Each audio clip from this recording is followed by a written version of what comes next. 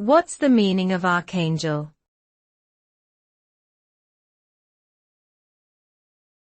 Archangel.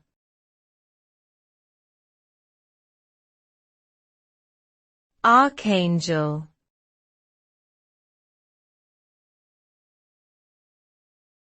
Archangel.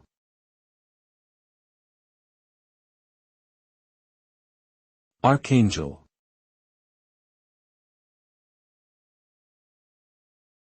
Archangel is a term used to describe a high-ranking angel in several religions, including Christianity, Judaism, and Islam.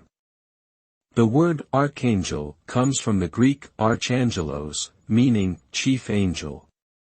In Christian tradition, there are only 3 archangels mentioned by name in the Bible: Michael, Gabriel, and Raphael. They are believed to have special roles in God's plan, such as being messengers or warriors.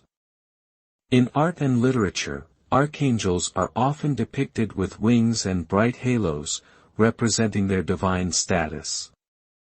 Overall, they are seen as powerful and important figures in religious mythology.